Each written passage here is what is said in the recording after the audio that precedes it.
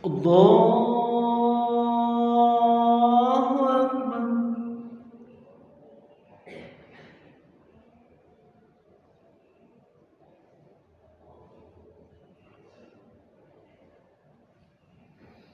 Bismillahirrahmanirrahim.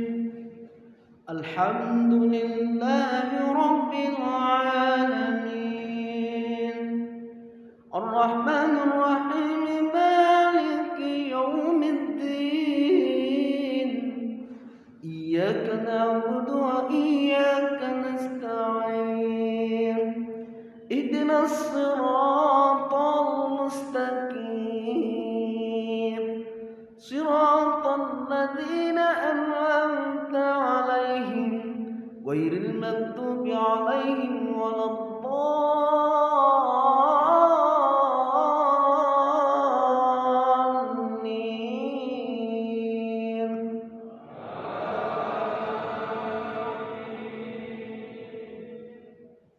Bismillahirrahmanirrahim.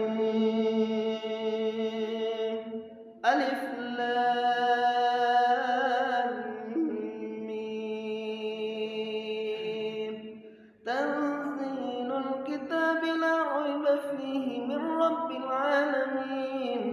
Am yaquluna iftarah, bal huwal haqqu min rabbika litunzira qauman ma atahum min nadhirin min qablika la'allahum yahtadun.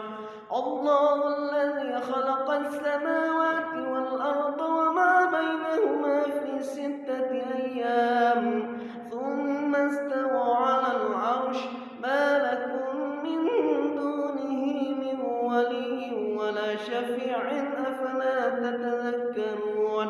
يدبر الأمر من السماء إلى الأرض ثم يعرج إليه في يوم كان مقداره ألف سنة مما تعدون.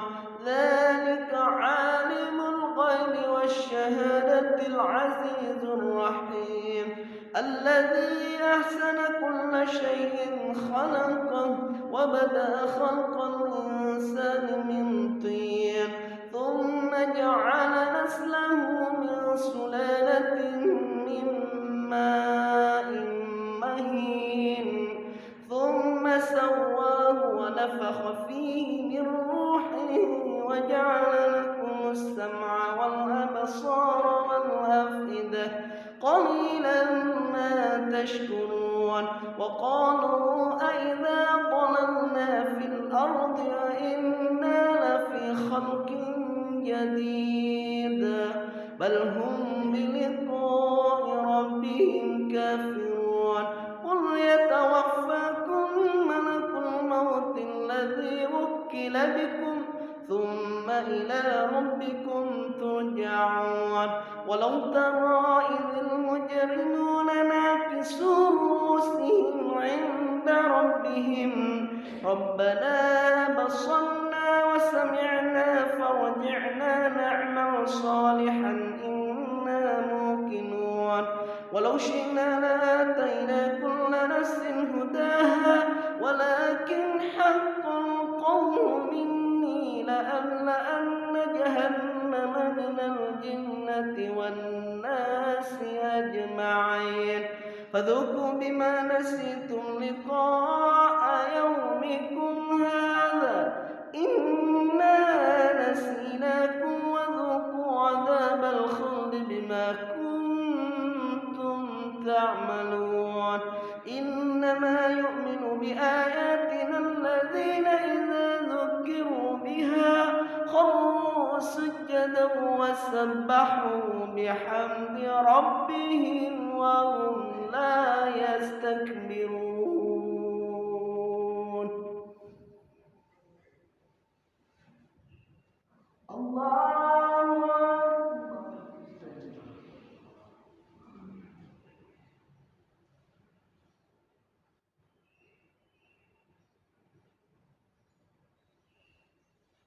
الله أكبر. تتجافى جنوبهم عن المضاجع يدعون ربهم خوفا وطمعا ومما رزقناهم ينفقون فلا تعلم نفس ما أخفي لهم من قرة أعين جزاء بما كانوا يعملون أفمن كان مؤمنا كمن كان فاسقا لا يستوون أما الذين آمنوا وعملوا الصالحات فلهم جنات المأوى نزلا بما كانوا يعملون وأما الذين فسقوا فمأواهم النار كلما أرادوا أن يخرجوا منها أعيدوا فيها وقيل لهم ذوقوا عذاب النار الذي كنتم به تكذبون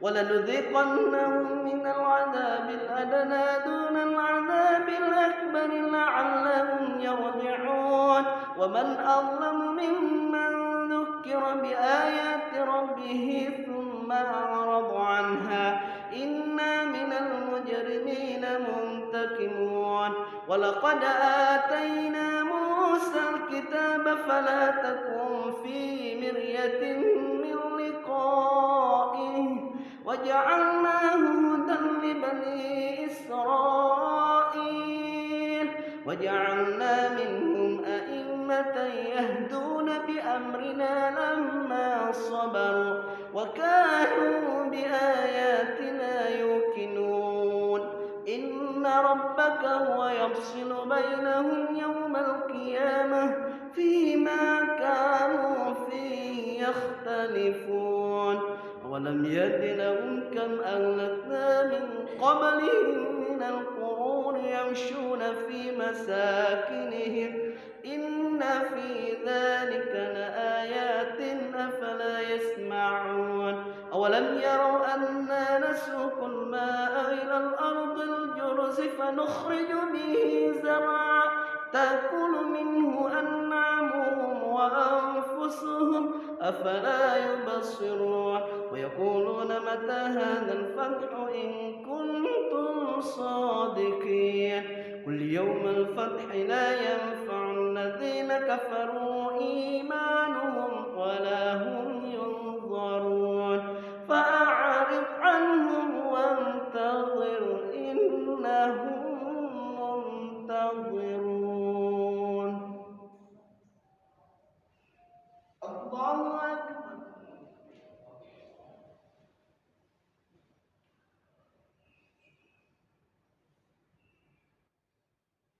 سمع الله لمن حمده.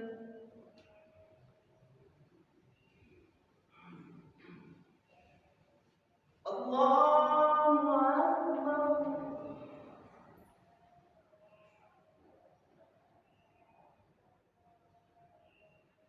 الله أكبر.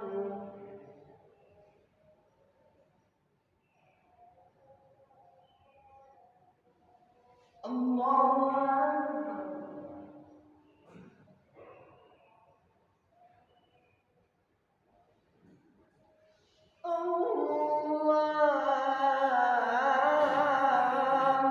أكبر.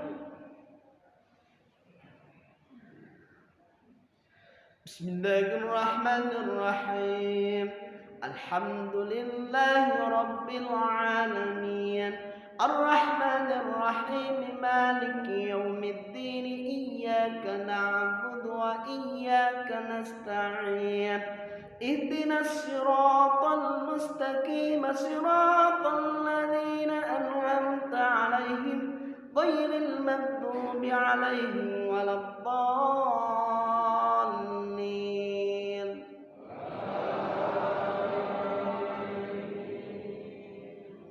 بسم الله الرحمن الرحيم. هل أتى على الإنسان حين من الدهر لم يكن شيئا مذكورا إنا خلقنا الإنسان من نطفة أمشاج نبتليه فجعلناه سميعا بصيرا إنا هديناه السبيل إما شاكرا وإما كفورا إنا أعتدنا للكافرين سلاسل وأغلالا وسعيرا إن الأبرار يشربون من كأس كان مزاجها كافورا عينا يشرب بها عباد الله يفجرونها تفجيرا يوفون بالنذر ويخافون يوما كان شره مستطيرا ويطعمون الطعام على حبه مسكينا ويتيما واسيرا إنما نطعمكم لوجه الله لا نريد منكم جزاء ولا شكورا إنا نخاف من ربنا يوما عبوسا قمطريرا فوقاهم الله شر ذلك اليوم ولقاهم نضرة وسرورا وجزاهم بما صبروا جنة وحريرا متكئين فيها على الأرائك لا يرون فيها شمسا ولا زمهريرا ودانية عليهم ظلالها وذللت قطوفها تذليلا ويطاف عليهم بآنية من فضة وأكواب كانت قوارير من فضة قدروها تقديرا ويسقون فيها كأسا كان مزاجها زنجبيلا عينا فيها تسمى سلسبيلا ويطوف عليهم ولدان مخلدون إذا رأيتهم حسبتهم لؤلؤا منثورا وإذا رأيت ثم رأيت نعيما وملكا كبيرا عاليهم ثياب سندس خضر واستبرق وحلوا أساور من فضة وسقاهم ربهم شرابا طهورا إن هذا كان لكم جزاء وكان سعيكم مشكورا إنا نحن نزلنا عليك القرآن تنزيلا فاصبر لحكم ربك ولا تطع منهم آثما كفورا واذكر اسم ربك بكرة وأصيلا ومن الليل فاسجد له وسبحه ليلا طويلا إن هؤلاء يحبون الآجلة ويذرون وراءهم يوما ثقيلا نحن خلقناهم وشددنا أسرهم وإذا شئنا بدلنا أمثالهم تبديلا إن هذه تذكرة فمن شاء اتخذ إلى ربه سبيلا وما تشاءون إلا أن يشاء الله إن الله كان عليما حكيما يدخل من يشاء في رحمته والظالمين أعد لهم عذابا أليما. الله أكبر.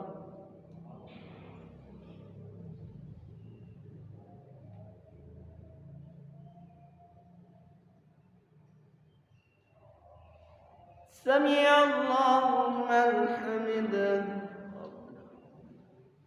اللهم اهدنا فيمن هديت وعافنا فيمن عافيت وتولنا فيمن توليت وبارك لنا فيما أعطيت وقنا برحمتك شر ما قضيت. اللهم إنا نستعينك ونستغفرك ولا نكفرك ونؤمن بك ونخلع من يفجرك اللهم إياك نعبد وإليك نصلي ونسجد ونخشى عذاب ربك إنك عذابك الجد بالكفار ملحقا. اللهم إنا نعوذ بك من جهد البلاء ودرك الشقاء وسوء القضاء وشماتة الأعداء. اللهم إنا نعوذ بك من زوال نعمتك وتخول عافيتك وفجاءة نقمتك وجميع سخطك. اللهم إنا نعوذ بك من البرص والجنون والجذام ومن سيء الأسقام. اللهم ارفع عنا البلاء والوباء والغلاء والربا والزنا والزلازل والمهن وسوء الفطن ما ظهر منها وما بطن عن بلدنا في إندونيسيا وعن سائر البلاد المسلمين عامة يا رب العالمين.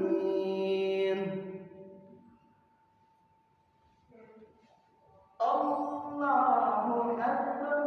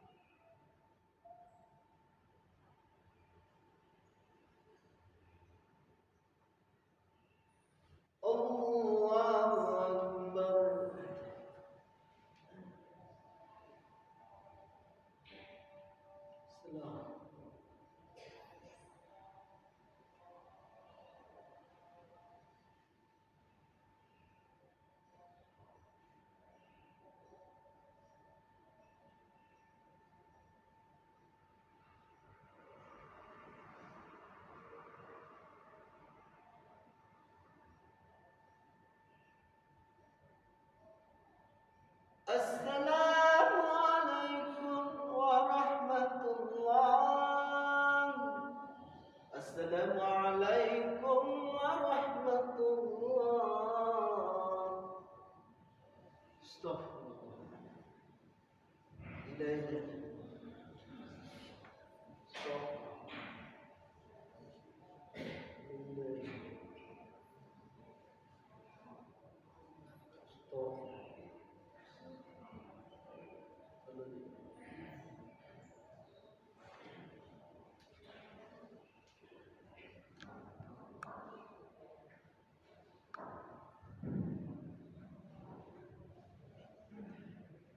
Assalamualaikum warahmatullahi wabarakatuh.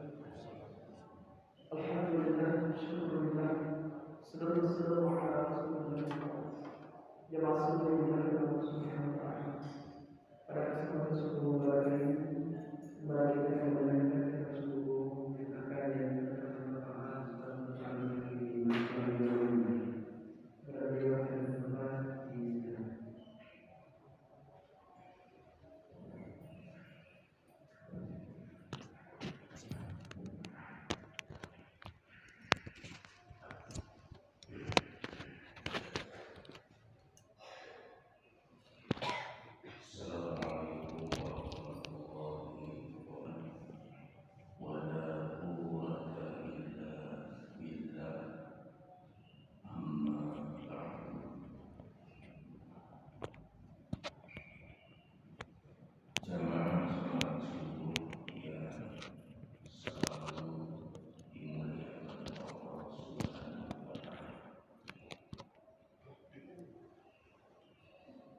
Nikmat itu diibaratkan seperti binatang liar. Kalau dia tidak diikat, nikmat itu akan mudah pergi meninggalkan kita. Tapi kalau nikmat itu diikat, maka nikmat itu tetap membersamai kehidupan kita. Bahkan oleh si pemberi nikmat, nikmat itu akan dilipat gandakan. Seperti itulah yang kita pahami dari ayat la in syakartum la azidannakum. Jika kamu bersyukur, niscaya Allah akan melipat gandakan, menambah-nambah nikmat itu. Jadi tidak ada tali temali yang kuat untuk mengikat nikmat, kecuali talinya adalah dengan mensyukurinya. Tapi kalau nikmat itu tidak diikat, wala in kafartum, maka nikmat itu pergi dari kehidupan kita. Di saat nikmat itu pergi, maka tempat nikmat itu akan diganti dengan inna adzabil syadid, maka diganti dengan azab yang sangat pedih. Oleh karena itu pesan pertama dari taklim subuh kita, sesulit apapun hidup, sebesar apapun persoalan, dan seberat apapun beban hidup yang kita pikul, jangan pernah meninggalkan sikap syukur. Apalagi di tengah-tengah pandemi yang tidak kunjung berhenti. Menurut seorang pakar ahli kesehatan mental dari Universitas Brawijaya, seorang wanita namanya Dr. Sumi Lestari, ternyata imunitas kekebalan tubuh kita, imun kita, di samping disumbang oleh makanan bergizi, olahraga, menjaga kebersihan, ternyata sumbangan terbesar imun itu adalah dari sikap syukur. Kenapa syukur menyumbang imun kita? Karena orang yang bersyukur itu hatinya lapang. Orang yang hatinya lapang itu gampang bahagia. Orang kalau suasana hatinya bahagia, wajahnya selalu ceria. Dan ketika wajah ceria dan gembira itu direspon oleh tubuh. Responnya dalam bentuk tubuh memproduksi zat, yang zat itu disebut dengan interferon protein. Dan zat ini jika akumulasinya cukup, maka dapat melawan, bahkan memusnahkan berbagai virus. Cuma akumulasinya memang harus diperbanyak. Dari mana dihasilkan zat interferon protein ini? Dari keceriaan, dari sukacita yang berangkat dari hati yang syukur. Itulah makanya orang yang sukacita, selalu gembira, itu nggak gampang sakit-sakitan. Itu pengaruh psikologi dari sikap mental seseorang. Dan di bulan Ramadan ini kita dipaksa gembira oleh Allah. Kapan dipaksa gembira? Minimal ketika kita berbuka. Karena orang yang berpuasa itu gembiranya ada dua, ketika berbuka dan ketika berjumpa dengan Tuhannya. Saya yakin Bapak Ibu di bulan Ramadan ini ketika kita puasa, kumandang azan yang dirindu-rindukan, yang ditunggu-tunggu, yang dinanti-nanti, itu kumandang azan apa? Maghrib. Jawaban yang jujur, maghrib. Tidak peduli orang tua, anak-anak, laki, wanita, pejabat rakyat yang puasa, kumandang azan yang dirindukan adalah azan maghrib. Saya punya anak kelas 4 SD. Habis sholat zuhur itu tidur di kamar, dinyalakan AC. Begitu mendengar kumandang azan asar, langsung semangat bangunnya. Begitu buka pintu keluar, ternyata belum azan maghrib. Masuk kamar tidur lagi. Ini menunjukkan kepada kita betapa suasana gembira itu ada di bulan Ramadan. Untuk sejenak kita melupakan persoalan, minimal ketika berbuka.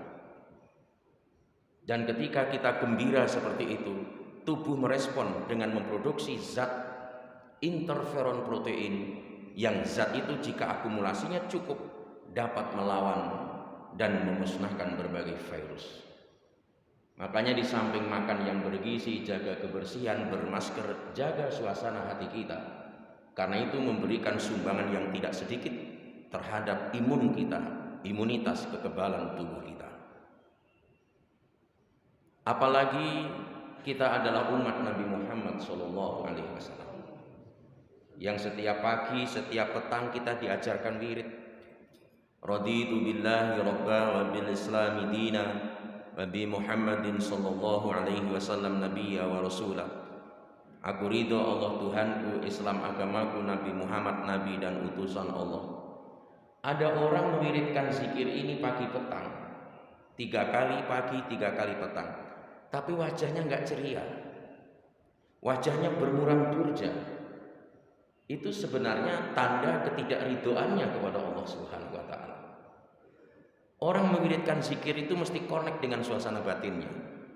Ridho kita terhadap apa yang ditetapkan oleh Allah Subhanahu wa taala. Ridho terhadap Islam, semua perintahnya siap kita laksanakan dan setiap larangannya kita jauhi dengan sukacita dan gembira hati. Jadi ada koneksitas antara zikir yang diucapkan dengan perasaan hati. Di samping itu, kita sebagai umat Nabi Muhammad SAW lebih bersyukur lagi karena kita termasuk orang-orang yang diberi nikmat terbesar dalam hidup ini. Apa nikmat terbesar itu? Imam Habib Abu Bakar bin Hasan Al-Atas Az-Zabidi menulis kitab judulnya An-Nur, Cahaya. Di dalam kitab itu beliau menukil kisah dari kitab dari kitab Zabur. Yang kitab Zabur ini diturunkan kepada Nabi Daud alaihissalam dalam bahasa Kipti. Taurat dan Injil diturunkan dengan bahasa Ibrani. Al-Quran diturunkan dengan bahasa Arab. Kisahnya adalah ketika Nabi Daud alaihissalam bertanya kepada Allah, "Ya Allah, apa nikmat terkecil yang Engkau turunkan ke dunia?" Dijawab oleh Allah, "Wahai Daud, nikmat terkecil yang aku turunkan ke dunia adalah nafas." Apa Bapak Ibu? Nafas. Saya membaca ini nggak masuk di akal saya. Kenapa nggak masuk di akal saya? Kok nafas? Nafas itu sesuatu yang vital bagi kita, tapi dikatakan nikmat terkecil. Berhari-hari kita tidak makan itu masih bisa bertahan. Berjam-jam tidak minum kita masih hidup. Tapi kalau berjam-jam tidak bernapas, orang bisa tewas. Kok dikatakan nikmat terkecil? Itu masalahnya. Ternyata setelah kita baca lembar demi lembar, baru saya paham kenapa nafas itu adalah nikmat yang terkecil. Karena nikmat selain nafas untuk sampai kepada kita itu melibatkan puluhan bahkan ratusan orang. Contoh yang sering kami angkat itu adalah nikmat sepiring nasi campur. Ketika kita menikmati sepiring nasi campur itu, kita ini tidak pernah berpikir dan merenung itu berapa puluh orang yang terlibat sehingga kita menikmati nasi campur itu. Mulai dari petani yang menanam padi, waktu dia mengolah sawahnya membajak pakai kerbau, melibatkan kerbau juga. Ada yang mengairi, menyiangi, mencabut rumput, merawatnya. Ada lagi yang memupuk, berarti ada yang bikin pupuk, melibatkan orang-orang yang bikin pupuk. Waktu beli pupuk naik sepeda motor, melibatkan orang yang bikin motor juga. Waktu bawa pupuk bannya bocor, melibatkan tukang tempel ban. Jadi sepiring nasi campur itu kita nikmati, itu kontribusi banyak orang. Sumbangan kontribusi banyak orang. Makanya dalam ilmu makrifah itu, kita hidup di dunia ini tidak boleh sombong. Kenapa? Boleh jadi ada rezeki yang sampai kepada kita lewat mata rantai yang di satu titiknya itu adalah ada orang yang kita benci. Makanya kita kalau membenci itu nggak boleh berlebih-lebihan. Mencintai juga nggak boleh berlebih-lebihan. Banyak kasusnya, hari ini berangkulan, besok bermusuhan. Hari ini bermusuhan, besok berangkulan. Banyak yang seperti itu, apalagi di dunia politik. Itulah makanya kita nggak boleh sombong, karena nikmat yang ada pada kita itu adalah kontribusi banyak orang lewat mata rantai yang banyak panjang dari Allah lalu sampai kepada kita mengalir lewat mata rantai yang sangat panjang. Makanya jawabannya Nabi Sulaiman dengan Qarun ketika mendapatkan nikmat karunia itu berbeda. Kalau Nabi Sulaiman hadza min fadli rabbi, tapi kalau Qarun tidak. Harta yang kumiliki itu karena min ilmin indi, ilmu yang ada padaku. Jadi sombong itu Qarun. Jadi ternyata nikmat nasi campur, nikmat baju, nikmat arloji, nikmat rumah, nikmat mobil, semua nikmat itu kontribusi banyak orang. Kecuali nafas. Orang kaya, orang miskin, pejabat, rakyat, laki, wanita, akses terhadap nafas itu begitu mudahnya. Sehingga ini dianggap dan dipandang sebagai nikmat yang terkecil. Lalu Nabi Daud alaihissalam bertanya lagi, kalau begitu ya Allah, apa nikmat yang terbesar yang Engkau turunkan ke dunia? Dijawab oleh Allah Subhanahu wa taala, wahai Daud, nikmat terbesar yang aku turunkan ke dunia adalah aku telah menciptakan dan mengutus Nabi Muhammad sallallahu alaihi wasallam ke dunia. Itu nikmat yang terbesar. Sampai dalam dunia tasawuf itu ada ungkapan, ada yang memahami ini hadits qudsi tapi dhaif. Cuma di backup oleh dalil-dalil yang sangat kuat termasuk Al-Qur'an. Karena menurut pakar hadis kalau ada hadis dhaif di backup oleh hadis yang lain yang sahih, siqah, mutawatir atau apalagi oleh ayat Quran, maka hadis itu naik derajatnya menjadi hasan li ghairi. Itu menurut pakar hadis begitu. Saya enggak pakar hadis. Cuma begitu menurut pakar hadis. Itu ada ungkapan laulaka ya Muhammad lima khalaqtal aflaq. Jika bukan karena telah diciptakan dirimu, tidak akan diciptakan semesta alam. Karena semesta alam itu diciptakan ada bahannya. Meskipun prosesnya kun fayakun bukan berarti langsung ada begitu, tidak. Semuanya berproses. Dari mana bahannya? Ya saat itu Allah sendirian. Maka para ulama-ulama tasawuf memahami tiupan yang pertama itulah yang menjadi bahan daripada semesta alam, yang itu dipahami sebagai nur Muhammad sallallahu alaihi wasallam. Di backup oleh Al-Qur'an. Quran surah Ali Imran ayat 164 ketika Allah berfirman, laqad manallahu 'alal mu'minin id ba'atsa fihim rasulan min anfusihim.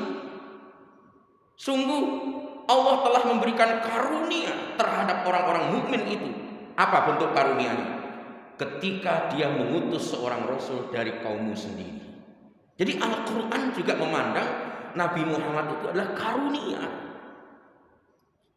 Oleh karena itu kita bersyukur menjadi umat Nabi Muhammad sallallahu alaihi wasallam. Karena kalau enggak ada Nabi Muhammad dihadirkan, mungkin Tuhan kita masih batu, gunung, pohon, sungai, laut, arwah-arwah, jin-jin. Mungkin Tuhan kita itu. Dengan dihadirkannya Nabi Muhammad sallallahu alaihi wasallam, maka kita tahu la ilaha illallah.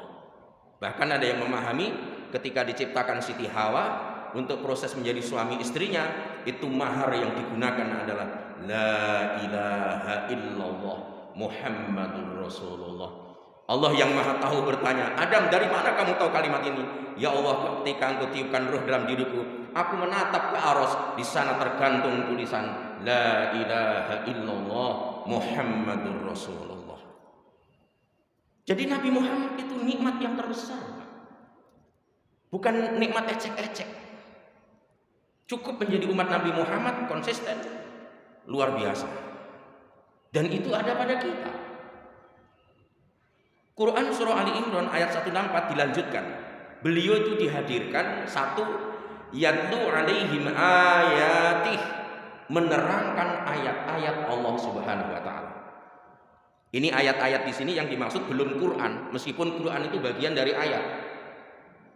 Karena nanti Quran disebut secara spesifik di yang ketiga. Ini masih ayat yang sifatnya umum.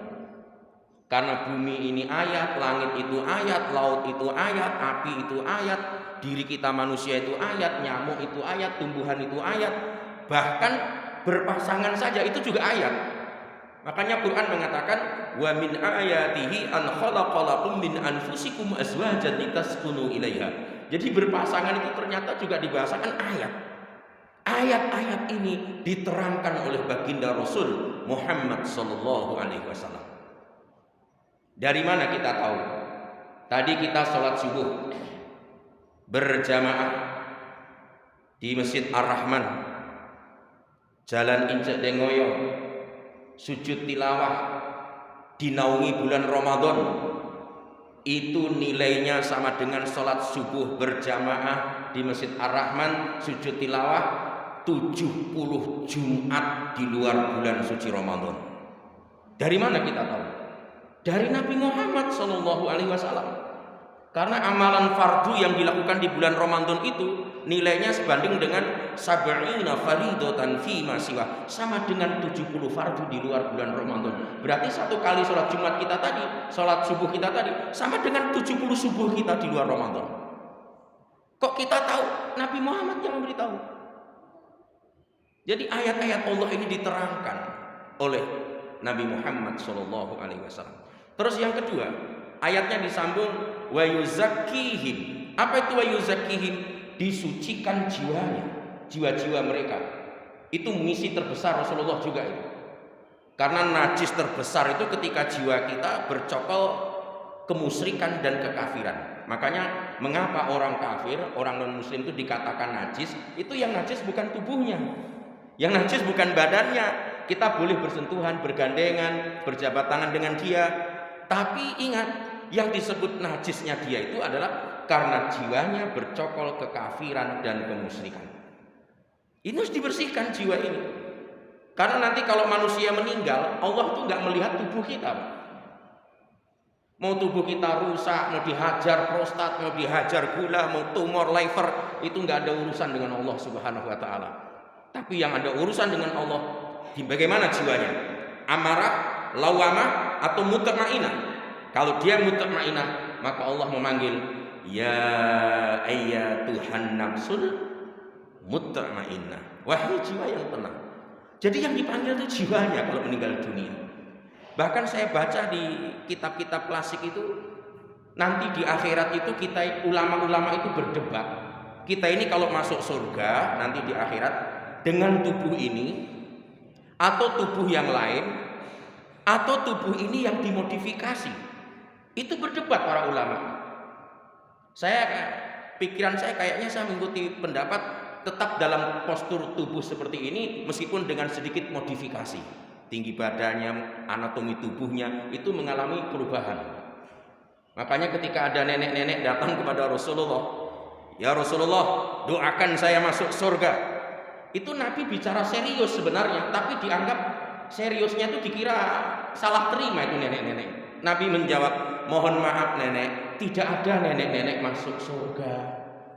Nenek ini tentu sedih karena dia ahli ibadah, beriman.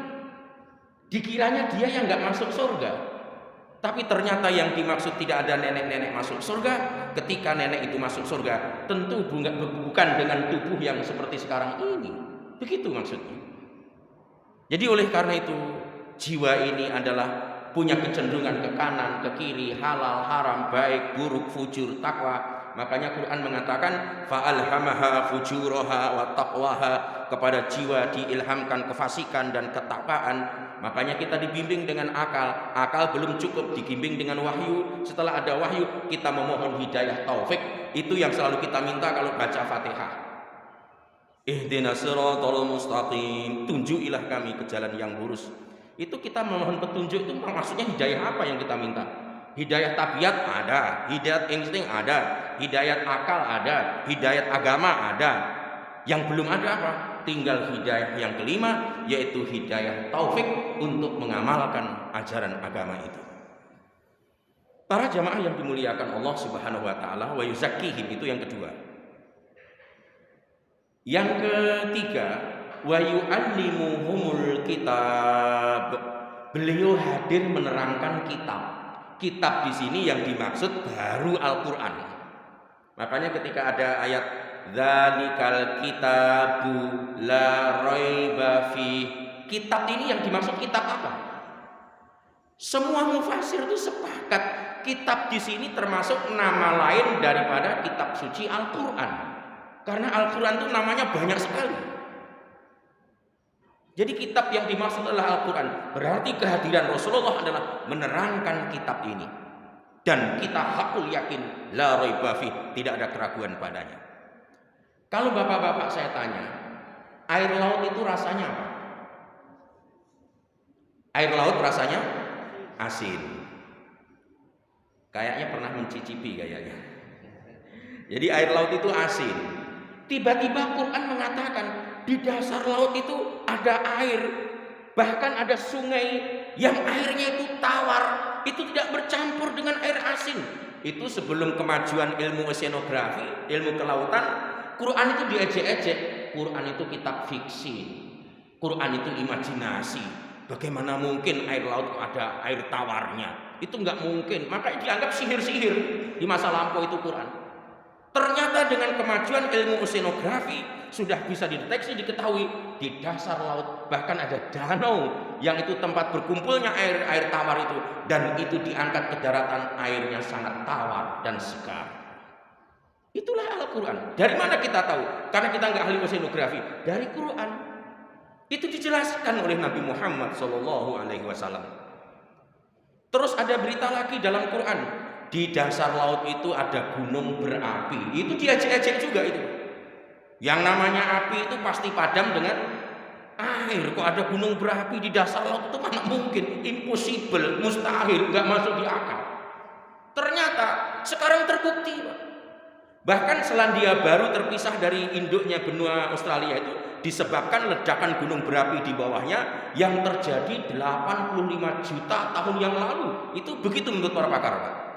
Dan ternyata sekarang sudah menjadi rahasia umum, di dasar laut itu dikelilingi gunung berapi. Dari mana kita tahu? Karena kita nggak pakar ahli kelautan. Dari Quran. Nah, kita orang beriman kalau Quran menginformasikan la raiba fi, nggak ada keraguan padanya. Begitu kita, meskipun ilmu oceanografi tidak kita kuasai.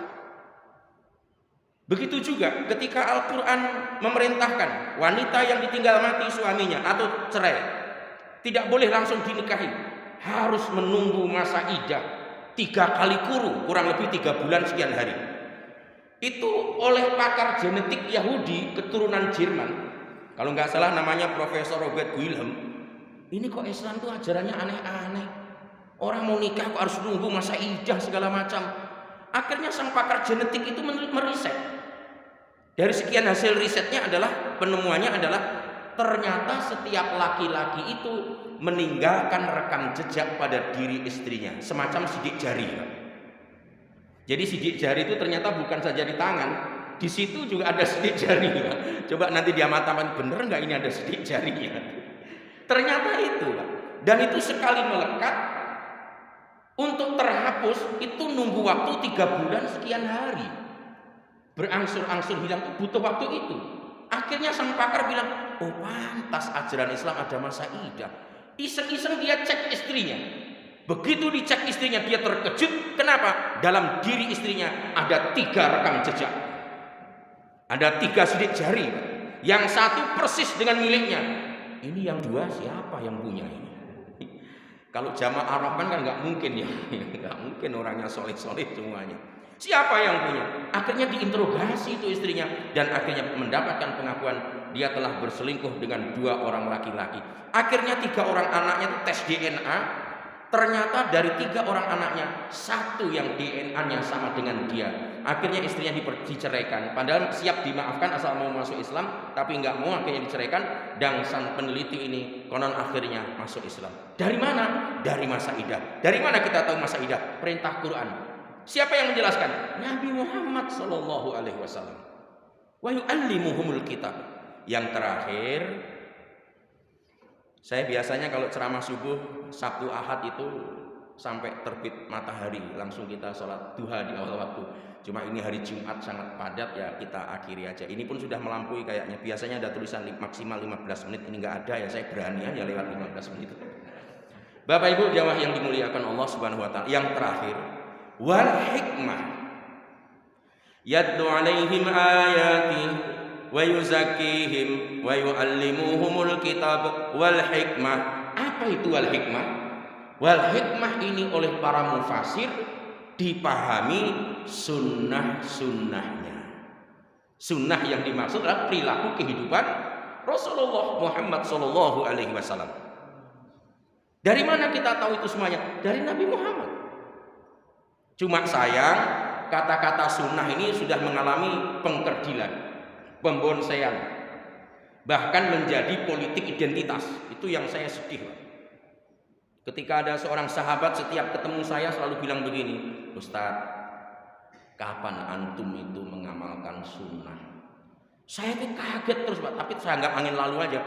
Tapi karena selalu sering, setiap ketemu selalu bilang, kapan antum itu mengamalkan sunnah? Akhirnya saya tanya, saya itu setiap hari puluhan, bahkan ratusan sunnah saya hidup-hidupkan. Saya belum sholat subuh itu puluhan sunnah saya amalkan. Kok ente ngomong-ngomong saya nggak ngamalkan sunnah? Itu bagaimana maksudnya? Ternyata di otaknya, di pikirannya, sunnah yang dimaksud itu adalah poligami. Ternyata itu Pak. Dan Sridik punya Sridik, ternyata istrinya dia 3. Allahu Akbar, bagaimana caranya ente memahami sunnah begitu itu? Saya itu belum sholat subuh. Coba hitung, Bapak yang hitung, saya yang nyebut sunnah-sunnah Nabi yang saya amalkan ya. Mulai bangun tidur ya. Siap ngitung apa tidak? Yang pertama, saya kalau bangun tidur tuh nggak langsung berdiri, duduk sejenak relaksasi 1-2 menit. Itu sunnah. Berapa? 1. Terus sudah itu membasuh bekas tidur di wajah. Siapa tahu ada puhul-puhul sihir yang diarahkan ke kita. Itu sunnah. Berapa? Setelah itu baca doa, alhamdulillahilladzi ahyana ba'da ma amatana wa ilaihin nusyur. Itu sunnah. Berapa? 3. Sudah itu apa? Cuci tangan. Nah ini. Cuci tangan ini terpisah dari wudu. Ini berdiri sendiri ini cuci tangan ini. Kenapa bangun tidur cuci tangan? Karena ketika kita tidur, kita tidak tahu, kata Nabi, kita tidak tahu tangan kita bermalam di mana. Kan banyak orang tidur tangannya keluyuran kemana-mana. Ada ya Pak ya? Malah kadang nyebrang ke tetangganya bermalam di situ. Nah yang tertawa itu pengalaman kayak. Makanya cuci tangan Pak. Sudah berapa tadi? 4. Pergi ke hamam. Hamam itu toilet. Sebelum saya masuk, baca doa di depan pintu. Allahumma inni a'udzubika minal khubuthi wal khaba'ith. Itu sunnah. Berapa tadi? Saya masuknya kaki kiri. Itu sunnah. Saya ambil sikat gigi, saya kasih pasta gigi, bersikat gigi. Kalau teks hadisnya itu bersiwak gitu. Ini bahasa kontemporer sikat gigi. Itu sunnah. Berapa? Lepas bajunya mau mandi yang kiri dulu. Itu sunnah. Lepas celananya yang kiri dulu. Itu sunnah. Sudah itu mandi. Ketika keluar kamar mandi, kaki kanan dulu. Itu sunnah. Berapa tadi? Mohon maaf, sebelum keluar pakai celana dulu Pak ya. Kan belum pakai celana keluar dulu, bahaya, lupa tadi Pak. Pakai celana dulu yang kanan dulu, itu sunnah. Belum saya makan duduk pakai tangan kanan baca doa. Jadi puluhan sunnah kita amalkan. Gara-gara saya nggak poligami, saya kemana-mana pakai sarung karena jambang-jambul saya itu nggak bisa selebat Anda. Terus Anda jadikan itu politik identitas. Kalau tidak model begitu, Anda tidak mengamalkan sunnah. Ini menjadi pembonsaian yang luar biasa. Akhirnya jadi politik identitas, Pak. Sedih kita. Kita ini harus bisa memandang. Ada seorang kiai ketika kedatangan tamu jam-jam maghrib, tanpa sadar dia mengucapkan begini, menyesal seumur hidup dia mengucapkan itu. Dia katakan, bapak-bapak ini bertamu pada saat setan berkeliaran. Padahal berkelakar, Pak. Tapi disikapi serius. Mohon maaf Pak Kiai, nanti saya, oh enggak apa-apa Pak, ini sudah mau maghrib, nanti saya balik lagi aja. Tersinggung tamunya, Pak. Padahal sang Kiai itu berkelakar. Dia menyesal seumur hidup mengucapkan kata-kata itu. Kenapa dia menyesal? Dia bertobat kepada Allah dalam doanya itu, ya Allah, aku telah memperlakukan umat Nabi Muhammad dengan kata yang tidak pantas. Artinya apa? Orang itu dipandang sebagai umatnya Nabi Muhammad. Meskipun berbeda dengan kita, meskipun kesolehan, kealimannya berbeda dengan kita, pandanglah orang itu sebagai umatnya Nabi Muhammad, jangan dikeluarkan. Karena sedikit banyak dia juga mengamalkan sunnah, dia nikah. Nikah saja itu sudah an-nikahi sunnati, itu juga sunnah. Itu umat Nabi Muhammad. Makanya saya mengikuti Abu Hasan Az-Zazili dalam konteks ini. Kalau ada orang Islam pergi sholat Jumat paling terakhir datang, paling cepat pulang, saya tetap memandang orang itu umat Nabi Muhammad SAW. Ada orang datang ke masjid hanya untuk nuker sendal setelah sholat isya, setelah sholat tarawih. Saya tetap memandang itu sebagai umatnya Nabi Muhammad SAW. Persoalan curi sendal itu kasus sosial, urusannya dia dengan Allah. Tapi dia tetap umat Nabi Muhammad SAW. Ada orang terjangkit penyakit insomnia, susah tidur. Dia hanya bisa tidur kalau mendengarkan ceramah. Makanya cari tablik akbar, mana ada tausiah dia hadir. Tujuannya untuk apa? Untuk bisa tidur. Itu juga umatnya Nabi Muhammad SAW. Jangan setiap ada perbedaan terus dikeluarkan, bukan umat Nabi Muhammad.